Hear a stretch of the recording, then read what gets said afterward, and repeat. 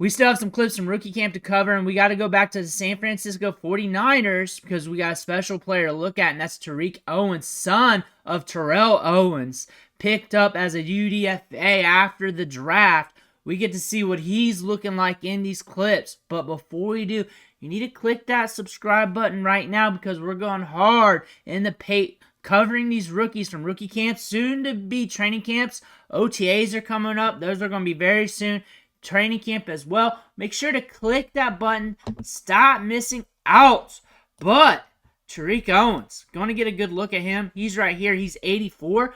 You see the size on him. I got 20 seconds of clips, so we'll run through them once. Talk some ball on him. But there he is. You see the length on him. Really working on the footwork there. Again, it's rookie camp. You're really just getting to know your players. So basic drills. So you're not going to see anything world-beating. But one thing I'm going to note is he is a very raw prospect. Started playing football late. Was a basketball guy prior to that. Very limited production out of the college ranks. Small school prospect. Positives. He's got bloodline. His feet, considering everything, considering where he's starting from, not too bad, not too shabby. You can tell he's working on some things. Ball comes his way. I say the Owens in the 84 looks cool. He's got a face mask similar to what his dad was wearing back in the day.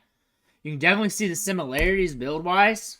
Similarities, not completely comparable, though. You can definitely see where the feet can be quick. But, again, things are going to be stacked against him. UDFA wide receiver, small school prospect. But he's a guy we got to root for because, one, why not? And then, two, small school prospects are players that you should be rooting anyways because those are guys who have the world stacked against them. They have the deck stacked against them. They're climbing up the depth chart. And those are the players you want to keep tabs on. Those are the stories that they make movies about when these small school prospects climb the ranks. When I'm looking at this wide receiver depth chart here, they drafted 2 wide receivers and 2 very good wide receivers with Ricky Pearsall and Jacob Cowing. It's going to be really hard to surpass them. Really hard. Jacob Cowing, if you're sleeping on him, you shouldn't. They got him in the 4th round. He is an amazing route runner, creates separation very well, broke out with 2 different collegiate programs, went from UTEP to Arizona, balled out with both of them, was very productive, owning over a 20% market share of their passing production during that time. And the thing about Jacob Cowing is he can be used in the slot, he can be used in special teams. He's a player that you're not expecting to become a top 10 wide receiver, but he's a guy that can hold it down on your depth chart and have a little bit of upside there.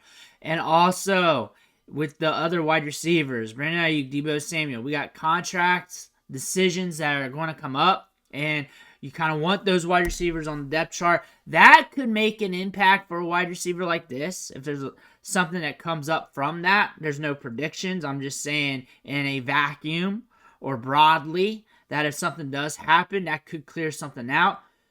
It's stacked against him because he is a UDFA. They drafted 2 wide receivers, but he's a guy we need to pay attention to. He's a guy to root for. There are some things you can see, just little tiny tidbits here that you can get excited about. The feet's good. You can definitely tell he's developmental. You can definitely tell that he's working on some things. I'm trying to stay positive here because I know things are already stacked up against him, but there are some good positives here in his game. He's got some pop off the step. You can definitely see that there. But we got to kick it in gear. OTAs are coming up. Minicamp next. Training camp after that. We'll have clips for that. If he's kicking it there, making some plays, I'll have the highlights for you. What I think about him, he's a good developmental prospect that you're paying attention to see if he climbs the depth chart. You're paying attention to minicamp. You're paying attention to OTAs. See how far he gets into training camp. If we lock on to the team, then really pay attention because that means things are clicking, and it's clicking fast. It's clicking fast because we had 28 catches last year. Small school conference, 28 catches. We're newer to the game of football. That's one thing about that. That's what I'm saying about if it clicks fast, if he's climbing all of a sudden, you need to watch out for him. He's got some length to him. He's got some pop in the step. You'll see that. Is he 100% ready to start? No. No. But he's a guy to root for. He's a guy that's on the back of the depth chart fighting for a spot on the team. He's a guy that has some intrigue due to Terrell Owens, and we all know that.